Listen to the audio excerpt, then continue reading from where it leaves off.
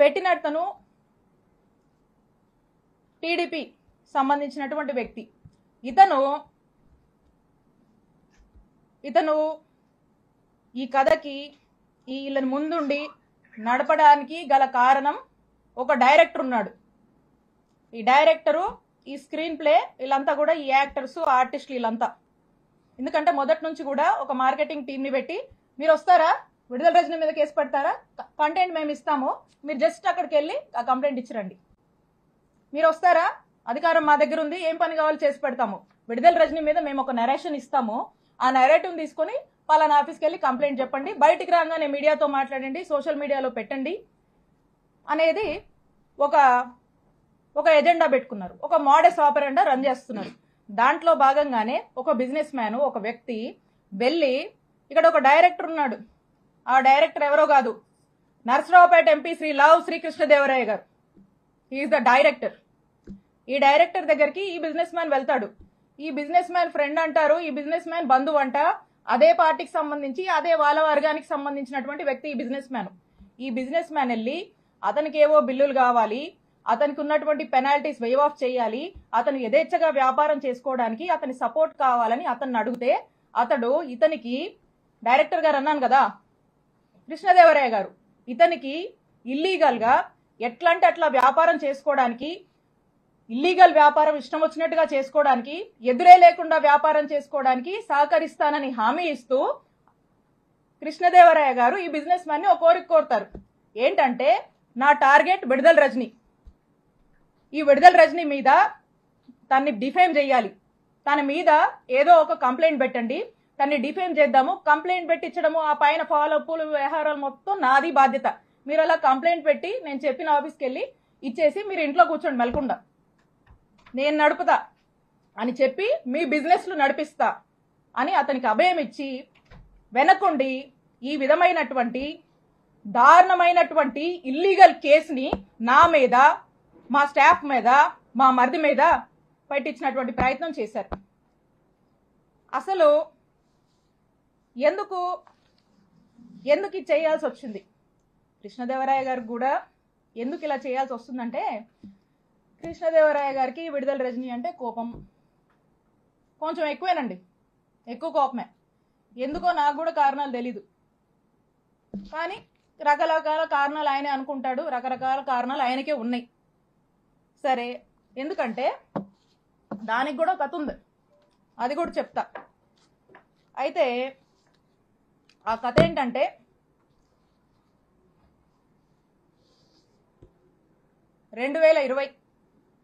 YSR Congress party అధికారంలో ఉంది. September 2 YSR గారు వర్ధంతి. ఆ రోజున గురజాల సర్కిల్,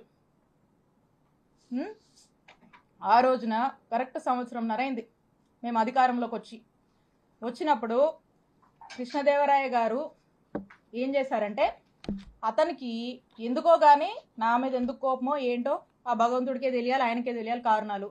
అతని కోసం, అతని గ్రూప్ కోసం, అతను ఇక రకరకాలు ఉంటాయిలేండి. సరే, ఆయన ఏం చేశారంటే, ఈ గురజాల సర్కిల్లో ఉన్నటువంటి పోలీస్ స్టేషన్లో అక్కడున్నటువంటి డిఎస్పీ గారిని, అక్కడున్నటువంటి సిఐ గారిని, ఇద్దరిని కూడా మాటలు చెప్పి మా అధికారాన్ని మా మీదకే వాడి వాళ్ళని, పోలీసులను బ్రైబ్ చేసి నా మీద, నేను మాట్లాడేటువంటి ఫోన్ నంబర్ మీద, నేను వాడేటువంటి నంబర్స్ మీద, మా సిబ్బంది నంబర్స్ మీద, మా ఇంట్లో వాళ్ళ నంబర్స్ మీద ఒక 6 నుంచి 7 నంబర్ల వరకు కూడా కాల్ డేటా తీసే ప్రయత్నం చేశారు. కాల్ డేటా తీయాలంటే ఎఫ్ఐఆర్ కట్టాలి, వీటి మీద ఎఫ్ఐఆర్ కట్టి, ఈ సర్కిల్లో ఎఫ్ఐఆర్ కట్టి ఈ కాల్ డేటా తీశారు. ఇది ఈ రోజున నేను ఎందుకు చెప్తున్నానంటే, మేమిద్దరం ఒకే పార్టీలో ఉన్నాం. ఇది మేము అధికారంలో ఉన్నప్పుడే జరిగింది, అప్పుడు నేను ఎమ్మెల్యేని. అప్పుడు జరిగినటువంటి విషయము నేను ఏ రోజు కూడా ఈ విషయాన్ని చెప్పే పరిస్థితి నాకు రాకూడదని నా మనసులో ఎప్పుడు అనుకుంటూ ఉండేదాన్ని. కానీ ఈ రోజున నేను ఏ తప్పు చేయకపోయినా, ఈ రోజున నన్ను బాధ పెట్టి, నా కళ్ళల్లో ఏదో కన్నీళ్లు చూద్దామని, నన్ను ఇబ్బంది పెట్టి హింసిద్దామని చెప్పి ఈ రోజున వరుస పెట్టి నన్ను టార్గెట్ చేస్తూ నన్ను ఇబ్బంది పెడుతున్నప్పుడు చెప్పక తప్పట్లేదు కాబట్టి ఈ రోజు నేను చెప్తా ఉన్నా. ఆ రోజున మేము ఒకే పార్టీలో ఉన్నాము. వైఎస్ఆర్ కాంగ్రెస్ పార్టీ ఇంటిగ్రిటీ కోసం నేను ఆ రోజు నోరు విప్పలేదు. ఈ రోజున కూడా నేను చెప్పాలనుకోలేదు, కానీ చెప్పే పరిస్థితులు ఏర్పడ్డాయి కాబట్టి నేను చెప్తా ఉన్నాను. ఒకసారి ఆలోచన చేయండి. ఒకే పార్టీకి సంబంధించినటువంటి ఎంపీ, అక్కడున్నటువంటి ఒక బీసీ మహిళ, ఒక ఎమ్మెల్యే మీద కాల్ డేటా తీస్తారండి? కాల్ డేటా అనేది ఒక వ్యక్తి ప్రైవసీకి సంబంధించినటువంటి విషయం. నా ప్రైవసీ అంటే నా జీవితం, నా వ్యక్తిగత జీవితంలోకి రావాలనేటువంటి ఎందుకంత నీచపు ఆలోచన వారికి వచ్చిందో నాకు తెలీదు. నేను ఒక్కసారి అడుగుతా ఉన్నాను, ఈ రాష్ట్రంలో ఇంతమంది అన్నల్ని, తమ్ముళ్ళు ఉన్నారు. వాళ్ళని నేను అడుగుతా ఉన్నా, ఒక్కసారి ఆలోచన చేయండి. మీ ఇంట్లో ఒక ఆడపిల్ల ఉంటే, మీ భార్య అయినా, మీ చెల్లి అయినా, మీ అక్క అయినా, మీ ఇంట్లో ఉండే ఆడవాళ్ళ కాల్ డేటా ఎవరన్నా తీస్తే ఏంటండి? మీకు ఎంత బాధ అనిపిస్తుందండి? మీకు ఎంత కడుపు కాలుద్దండి? అలాగే మీరు కాల్ డేటా తీసినప్పుడు నా కుటుంబ సభ్యులు కూడా అలాగే ఫీల్ అయ్యారు. ఇంత నీచుడా కృష్ణదేవరాయలు అని చెప్పి అందరూ ఫీల్ అయ్యారు. ఇది మా అధిష్టానానికి తెలుసు, మా పార్టీలో ఉన్నటువంటి పెద్దలకు తెలుసు, అప్పట్లో ఉన్నటువంటి మా పోలీస్ అధికారులకు కూడా తెలుసు. కానీ ఎప్పుడు బహిరంగంగా ఈ విషయాన్ని నేను బయటికి చెప్పే ప్రయత్నం చేయలేదు. ఇది జరిగినప్పుడు మా నాయకుడు జగన్మోహన్ రెడ్డి గారికి ఇంత మీన్ మెంటాలిటీ ఉన్నటువంటి ఈ వ్యక్తి ఈ విధంగా నన్ను ఇబ్బంది పెట్టి ఈ విధంగా చేశాడు అని చెప్పి, కాల్ డేటాలు తీస్తాడా అని చెప్పి నేను మా ముఖ్యమంత్రి గారికి షేర్ చేసుకున్నప్పుడు, 4 గోడల మధ్య జరిగినటువంటి విషయం. మా ముఖ్యమంత్రి గారు మహిళా పక్షపాతి, మహిళలంటే ఎంతో గౌరవం, 2 ఆడపిల్లల తండ్రి.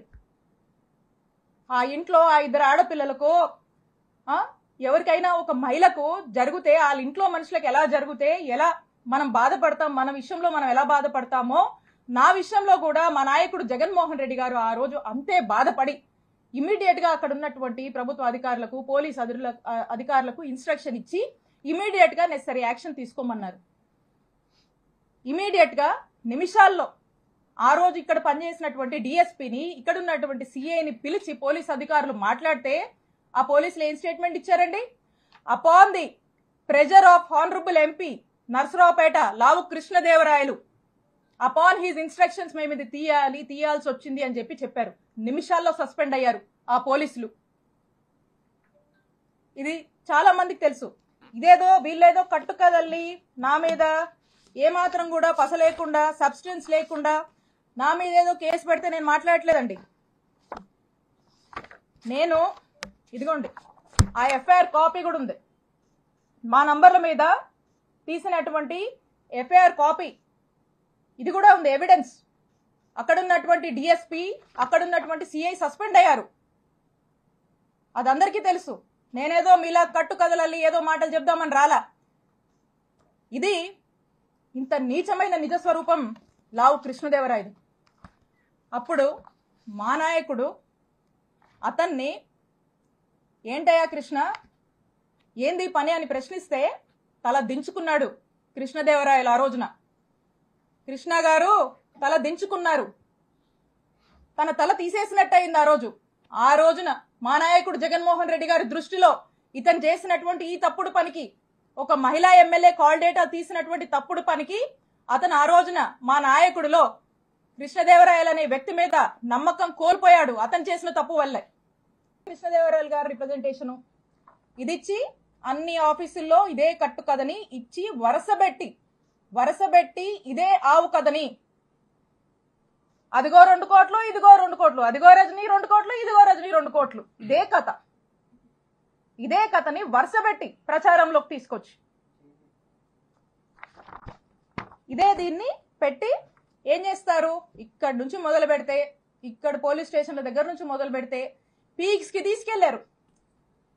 మొదలు పెడితే డీజీపీ గారికి కంప్లైంట్ ఇస్తారు, హోమ్ మినిస్టర్ కి ఇస్తారు, విజిలెన్స్ అంటారు, సిఐడి అంటారు, ఏసీబీ అంటారు, ఈ అన్నిటికీ కంప్లైంట్లు ఇస్తారు. ఇచ్చినప్పుడల్లా వార్త రాయిస్తారు. 10 నెలల నుంచి ఇదే కథ. ఆఖరికి దీన్ని ఏ లెవెల్కి, దీంట్లో మళ్ళీ ఎలివేషన్ కూడా. ఈ కథనే ఓ కట్టు కదా, ఈ కథలో మళ్ళీ ఎలివేషన్స్ కూడా. 17A కోసం గవర్నర్కి ఏదో పర్మిషన్ పెట్టానని వాళ్ళే మళ్ళీ పేపర్లో రాయిస్తారు. ఒకసారి ఆలోచించండి. ఇలా తప్పుడు కేసులకి ఎలా ఆద్యం పోస్తూ అధికారాన్ని అడ్డం పెట్టుకొని ఏ విధంగా కూడా ఇబ్బంది పెట్టేటువంటి ప్రయత్నం చేస్తున్నారో మనకు స్పష్టంగా అర్థమవుతా ఉంది. ఇకపోతే విజిలెన్స్ ఎంక్వైరీ అంట, వీళ్ళే విజిలెన్స్ ఎంక్వైరీ అని చెప్పి విజిలెన్స్ ఎంక్వైరీ వేపిస్తారు. ఇక విజిలెన్స్ ఎంక్వైరీ ఏంటండి? విజిలెన్స్ ఎంక్వైరీ మీరు చూస్తే వైజాగ్లో ఒక ఎమ్మెల్సీ గారు ఉన్నారు, దువ్వవరపు రామారావు గారు. వారు తెలుగుదేశం పార్టీ ఎమ్మెల్సీ, ఒక రకంగా చెప్పాలంటే పచ్చకండువా వేసుకున్నటువంటి ఎమ్మెల్సీ గారు. వారి కొడుకు నాగశ్రవణ్ గారు ఇక్కడ ఉన్నటువంటి గుంటూరు జిల్లా ఎస్పీ గారు. అంటే ఆ ఎస్పీ గారు వాళ్ళ ఫాదర్ టీడీపీ ఎమ్మెల్సీ, టీడీపీ కుటుంబానికి చెందినటువంటి వ్యక్తి ఎస్పీగా ఇక్కడ పనిచేస్తా ఉన్నారు. అంటే ఆ ఎస్పీ గారు రిపోర్ట్ ఇస్తే ఏం రిపోర్ట్ ఇస్తారండి? కృష్ణదేవరాయలు గారి డైరెక్షన్ లో జెన్యూన్ విజిలెన్స్ రిపోర్టా అండి ఇది? టీడీపీ రిపోర్ట్ ఇస్తారండి వాళ్ళు. ఇక్కడ నుంచి ఒక ఫ్యాబ్రికేటెడ్ అవాస్తవాలతో కూడినటువంటి ఒక టీడీపీ రిపోర్ట్ ని, ఏమీ లేనటువంటి విషయాన్ని వాళ్ళకు అనుకూలంగా వాళ్ళకు నచ్చినట్టుగా రాసుకొని పంపిస్తారు. పంపించి దీన్ని ఫాలోఅప్ చేసి ఈ రోజు ఈ కేసు కట్టేదాకా తీసుకొచ్చారు. ఇక ఇది పీక్స్ అన్నమాట. అందుకే ఈ కేసు నేను రెడ్ బుక్ రాజ్యాంగానికి, రెడ్ బుక్ పాలనకు ఒక పరాకాష్ట అని చెప్పి చెప్తా ఉన్నాను. ఈ విధంగా చేస్తా ఉన్నారు. ఇక ఇదే కాకుండా ఒకవైపున ఈయన చెప్పాను కదా, ఇంకో వైపున ఇక్కడ ఉన్నాడు అవినీతి ఘనపాటి ఎమ్మెల్యే పతిపాటి గారు. ఇక ఆయన ఎక్కడా లేదు, విద్యుత్ పవర్ చేస్తే రాష్ట్రంలో ఎక్కడా లేదు. ఒక్క చిల్లూరుపేటకే సమస్య వచ్చిందంట. ఇక్కడ మాత్రము మా మీద ధర్నా కేసు కడతారు, నా మీద, మా ఫాలోవర్స్ మీద, మా వైఎస్ఆర్ కాంగ్రెస్ పార్టీ నాయకుల మీద. ఇక అదేదోనంట ఎప్పుడో జరిగిందంట, కట్టుకదల్లి అతను కూడా ఏదో పెట్టాలి కాబట్టి ఈ రెడ్ బుక్ రాజ్యాంగం నడుస్తుంది కాబట్టి ఈయన కూడా ఏం తగ్గకూడదని చెప్పి ఎవరినో పంపించి ఓ కట్టుకదల్లేసి నా మీద ఎస్సీ ఎస్టీ కేసు పెడతాడు. జర్మనీలో ఉండే మా మరిది మీద ఇక్కడ లేకపోయినా ఇష్టం వచ్చినట్టుగా కేసులు కట్టేస్తారు. వరుస పెట్టి అతని మీద కేసులు కడతారు, మా మామ మీద కేసు కడతారు. నచ్చినట్టుగా ఏదన్నా పెట్టుకోవచ్చు కంటెంట్. కేసులు కడతారు, దారిలో ప్రయాణం చేస్తుంటే కార్లు అద్దాలు పగలగొట్టిస్తారు, కారు పగలగొట్టిస్తారు, ఉన్న వాళ్ళతో హత్యాయత్నానికి ప్రయత్నిస్తారు. ఇలా వరుస పెట్టి ఈ విధంగా ఇబ్బంది పెడతానే ఉంటారు. ఎప్పుడు చూడు మాటలు, ఏదో అవినీతి అంటారు. చేసే వాళ్ళకి వస్తాయో మాటలు, పొద్దుకులు ఎవరికి వస్తాయి? ఎవరు ఏం చేస్తే అదే వస్తుంది వాళ్ళకి. ఆయన అదే చేస్తాడు కాబట్టి పొద్దున్న లేస్తే ఆయన చేసే పాలన ఏమి ఉండదు. కాబట్టి ఆ నోటి వెంట వచ్చే మాటలే అవి, ఏం చేస్తారో అదే వస్తుంది.